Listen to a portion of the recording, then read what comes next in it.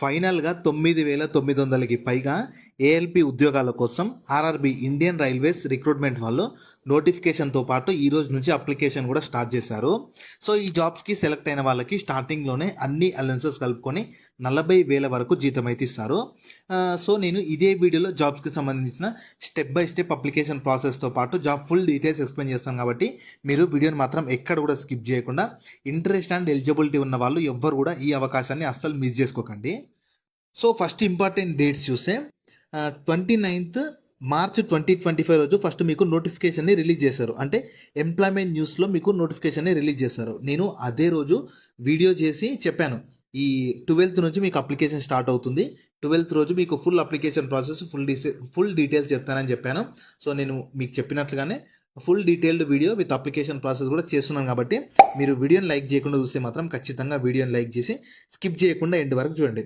So, application మీకు 12th April 2025 నుంచి 11th March 2025 వరకు మీరు ఆన్లైన్లో అప్లై చేసుకోవచ్చు. నేను మళ్ళీ చెప్తున్నాను, ఇదే వీడియోలో ఫుల్ అప్లికేషన్ ప్రాసెస్ చెప్తాను కాబట్టి మీరు వీడియోని ఇంకా లైక్ చేయకుండా చూస్తే వీడియోని లైక్ చేసి స్కిప్ చేయకుండా ఎండ్ వరకు చూడండి. సో, ఇందులో టోటల్ మీకు 9,970 ఉద్యోగాలు అయితే ఉన్నాయి. మీకు పోస్ట్ నేమ్ వచ్చేసి ఏఎల్పి అసిస్టెంట్ లోకో పైలట్ ఉంటుంది. దీనికి సెలెక్ట్ అయిన వాళ్ళకి లెవెల్ 2 ప్రకారం 7th సిపిసి లెవెల్ 2 ప్రకారం మీకు బేసిక్ పేనే 19,900 ఇస్తారు. కానీ ఇవి సెంట్రల్ గవర్నమెంట్, అందులోనూ రైల్వేస్లో కాబట్టి అడిషనల్గా మీకు చాలా అలవెన్సెస్ ప్రొవైడ్ చేస్తారు.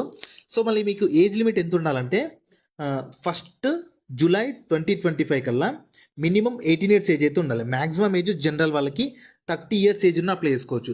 కానీ మీకు ఏజ్లో రిలాక్సేషన్ ఉంటుంది, కేటగిరీ వైజ్గా ఉంటుంది. స్కిప్ చేయకుండా చూడండి, నేను ఇదే వీడియోలో డీటెయిల్గా చెప్తాను ఎవ్రీథింగ్.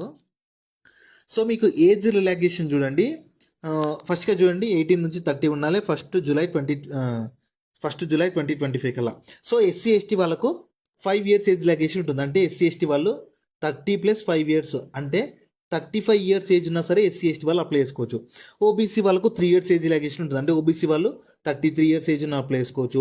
ఇంకా ఎక్స్ సర్వీస్ మ్యాన్ వల్ల కేటగిరీ వైజ్గా రిలాక్సేషన్ ఇచ్చారు. జనరల్ ఈడబ్ల్యూఎస్ వాళ్ళకు 3 ఇయర్స్ ఏజ్ రిలాక్సేషన్ ఉంటుంది. ఓబీసీ వాళ్ళకు 6 ఇయర్స్, ఎక్స్ సర్వీస్ మ్యాన్లో ఎస్సీ ఎస్టీ వాళ్ళకు 8 ఇయర్స్. అలా మీకు కేటగిరీ వైజ్గా రిలాక్సేషన్ ఇస్తున్నారు కాబట్టి మీరు ఖచ్చితంగా ఒకసారి కింద డిస్క్రిప్షన్లో నేను నోటిఫికేషన్ పీడిఎఫ్ లింక్ కూడా ఇస్తాను, ఒకసారి డౌన్లోడ్ చేసుకొని ప్రాపర్గా చెక్ చేసుకోండి. అండ్ మీకు బిట్వీన్ బాండ్ డేట్స్ కూడా ఇచ్చారు. ఖచ్చితంగా ప్రతి ఒక్కరూ 1st జూలై 2007 కంటే ముందే పుట్టి ఉండాలి. మళ్ళీ చెప్తున్నాను, 1st జూలై 2007 కంటే ముందే పుట్టి ఉండాలి. లేకపోతే మీరు క్లియర్గా నాట్ ఎలిజిబుల్ ఉంటారు. అండ్ మీకు జనరల్ ఓబీసీ వాళ్ళైతేనేమో, ఓబీసీ ఈడబ్ల్యూఎస్ వాళ్ళైతేనేమో 2nd జూలై 1995 తర్వాత పుట్టిన వాళ్ళు మాత్రమే ఎలిజిబుల్ ఉంటారు. ఓబీసీ సిఎల్ వాళ్ళు, ఓబీసీ నాన్ క్రిమిలేయర్ వాళ్ళైతే 2nd జూలై 1992 తర్వాత పుట్టిన వాళ్ళు ఎలిజిబుల్ ఉంటారు.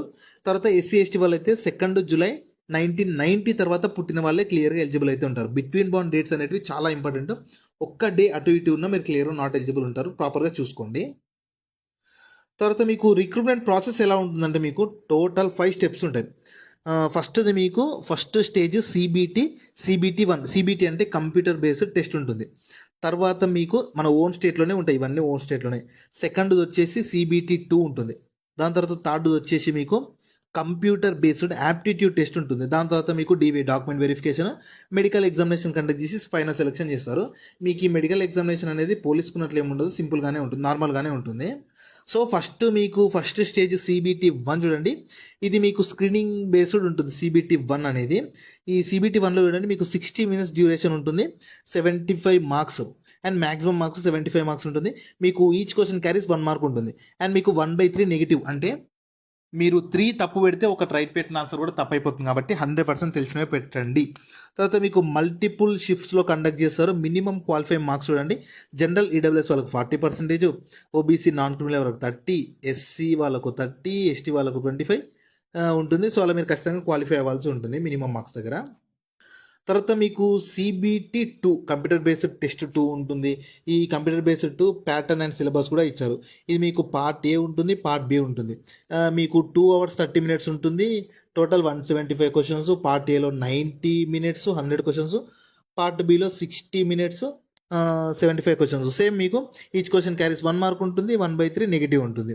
అండ్ మీకు మినిమం పర్సంటేజ్ ఆఫ్ ఎలిజిబిలిటీ కూడా ఇచ్చారు. పార్ట్ ఏ చూడండి, సేమ్ జనరల్ ఈడబ్ల్యూఎస్ వాళ్ళకు 40, ఓబీసీ ఎస్సీ వాళ్ళకు 30%, ఎస్టీ వాళ్ళకు 25% ఆఫ్ మార్క్స్ అయితే రావాలి. తర్వాత మీకు పార్ట్ బి, దీనిలోనే CBT 2లోనే పార్ట్ బి చూడండి, మీకు క్వాలిఫికేషన్ ఏమి ఇచ్చారు, ట్రేడ్ అండ్ సబ్జెక్ట్ కూడా ఇచ్చారు.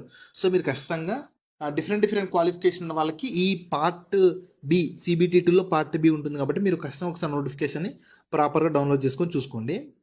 తర్వాత కంప్యూటర్ బేస్డ్ యాప్టిట్యూడ్ టెస్ట్ ఉంటుంది. సో దీంట్లో మీకు డిఫరెంట్ టాపిక్స్ నుంచి అడుగుతారు. మీకు MCQ టైప్లోనే ఉంటుంది. Part A, part B, everything మీకు MCQ టైప్లోనే ఉంటుంది. అంటే మల్టిపుల్ చాయిస్ క్వశ్చన్ టైప్లోనే ఉంటుంది. దాని తర్వాత మీకు DV ఉంటుంది. దాని తర్వాత మీకు మెడికల్ ఎగ్జామినేషన్ కండక్ట్ చేసి ఫైనల్గా సెలెక్షన్ చేసి జాబ్ అయితే ఇస్తారు.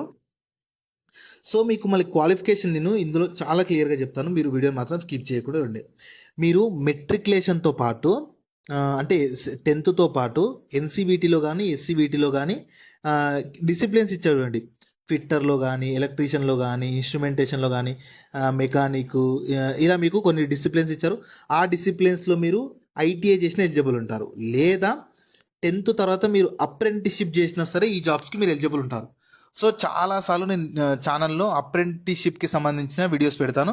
సో దానివల్ల మీకు ఇప్పుడు ఇలాంటి సమయంలో మీకు చాలా యూజ్ అవుతుంది. 10th తర్వాత మీరు 1 year పాటు అప్రెంటిస్షిప్ చేశారనుకో రిలేటెడ్ ట్రేడ్లో, మీరు కంప్లీట్గా మీరు ఎలిజిబుల్ అయితే ఉంటారు. లేదా 10th తర్వాత మీరు 3 years diploma in mechanical, electrical కానీ, ఎలక్ట్రానిక్స్ కానీ, ఆటోమొబైల్ ఇంజనీరింగ్ కానీ, ఆర్ కాంబినేషన్ ఆఫ్ వేరియస్ ఏదో ఒకటి చేసినా సరే మీరు హ్యాపీగా ఈ జాబ్స్కి ఎలిజిబుల్ అయితే ఉంటారు. సో టోటల్ మీకు త్రీ క్వాలిఫికేషన్స్ ఉన్న వాళ్ళు ఎలిజిబుల్ ఉంటారు. మీరు డిగ్రీ ఇంజనీరింగ్ డిసిప్లిన్స్ ఉన్నా సరే మీరు ఈ జాబ్స్కి ఎలిజిబుల్ ఉంటారంట, అప్లై చేసుకోవచ్చు అని క్లియర్గా ఇచ్చారు. సో మీరు 10th తర్వాత అప్రెంటిస్షిప్ చేసిన ఎలిజిబుల్ ఉంటారు. లేదా మీరు 10th తర్వాత ITI చేసినా కూడా, ITI చేసినా కూడా మీరు ఈ జాబ్స్కి రిలవెంట్ ట్రేడ్స్, కొన్ని ట్రేడ్స్ ఇచ్చారు, మీరు ఖచ్చితంగా ట్రేడ్స్ చూసుకోండి. లేదా మీరు 10th తర్వాత డిప్లొమా చేసినా కూడా ఈ జాబ్స్కి ఎలిజిబుల్ అయితే ఉంటారు. మీరు 3 types ఆఫ్ క్వాలిఫికేషన్. లేదా మీరు డిప్లొమాతో పాటు డిగ్రీ చేసినా సరే మీరు హ్యాపీగా ఈ జాబ్స్కి అప్లై చేసుకోవచ్చు. సో క్లియర్గా ఈ క్వాలిఫికేషన్స్ ఉన్న వాళ్ళు మాత్రమే ఈ జాబ్స్కి ఎలిజిబుల్ అయితే ఉంటారు. సో మీకు కేటగిరీ వైజ్గా, జోన్స్ వైజ్గా వేకెన్సీస్ సపరేట్ చేశారు.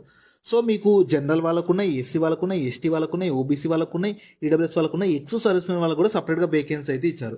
సో ఇక్కడ జనరల్ అంటే జనరల్ కిందికి వచ్చిన వాళ్ళు, SC ST తెలిసిందే. EWS అంటే జనరల్లో EWS సర్టిఫికేట్ ఉన్న వాళ్ళు EWS కిందికి వస్తారు. OBC అంటే సెంట్రల్ గవర్నమెంట్ జాబ్స్ కాబట్టి BC వాళ్ళందరూ OBC కిందకి కన్సిడర్ చేస్తారు. సో మన సికింద్రాబాద్ జోన్కి ఎన్ని వేకెన్సీస్ ఉన్నాయంటే చూడండి, ఈ సికింద్రాబాద్లో SC సౌత్ కారిడార్ ఉంటుంది, ఈస్ట్ కారిడార్ ఉంటుంది. బోత్ ఆంధ్రప్రదేశ్ వాళ్ళనే తెలంగాణ వాళ్ళనే సికింద్రాబాద్ జోన్ కిందకి వస్తారు.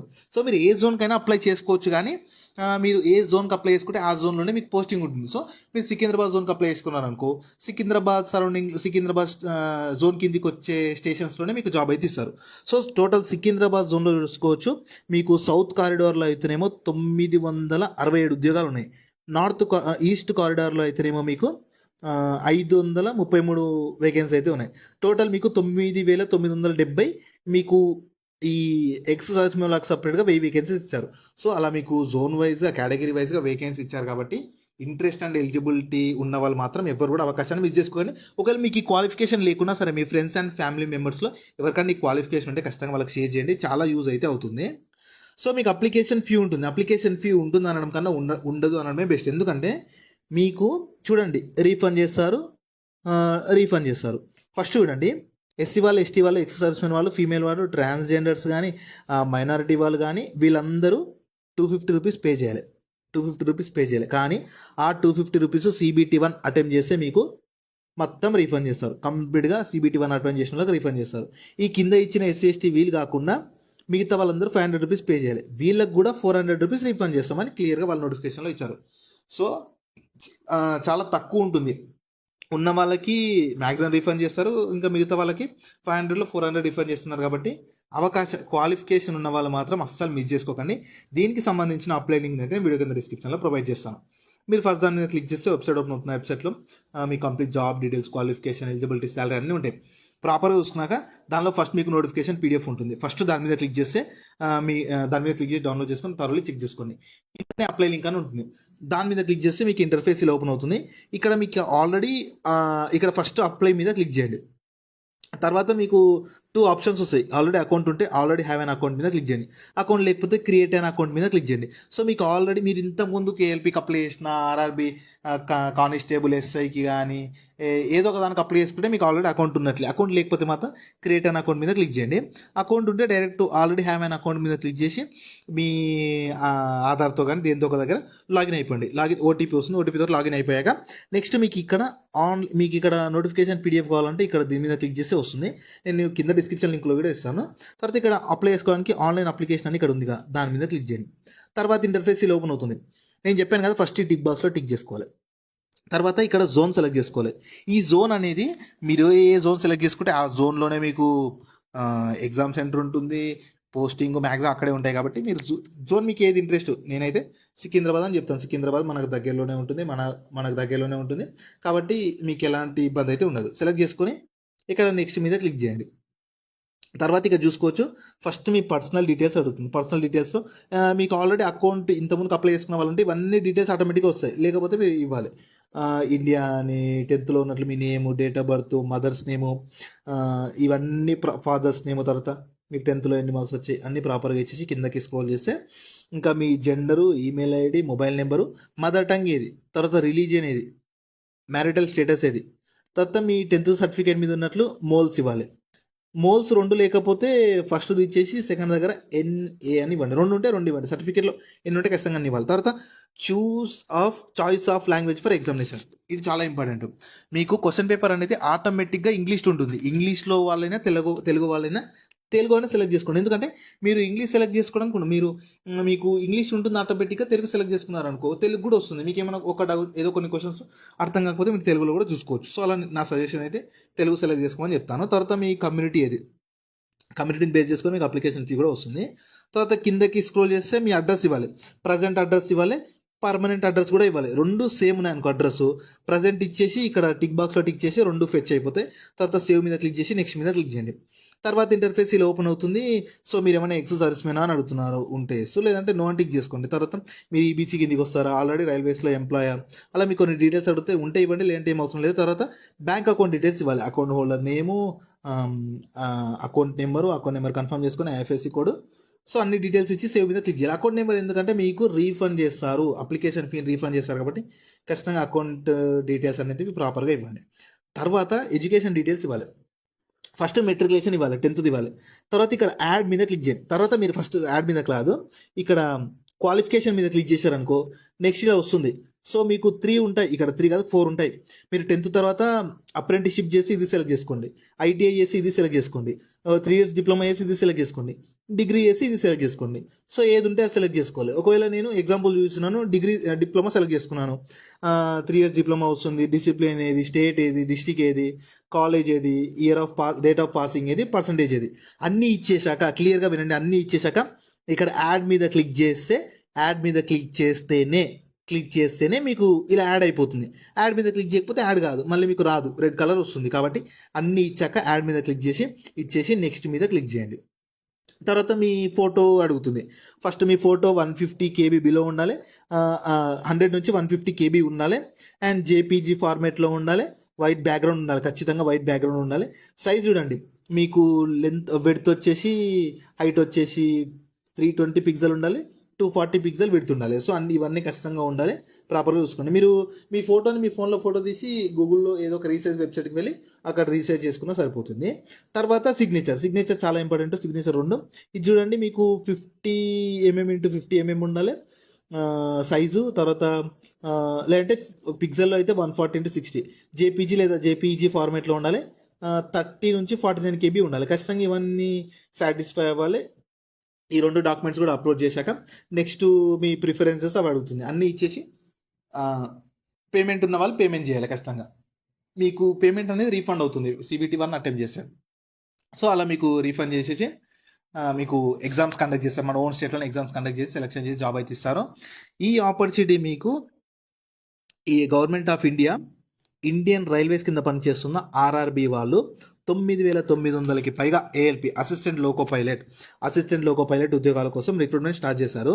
12th April 2025 నుంచి 11th మార్చ్ 2025 వరకు మీరు ఆన్లైన్లో అప్లై చేసుకోవాలి కాబట్టి ఎవరు కూడా మిస్ చేసుకోకండి.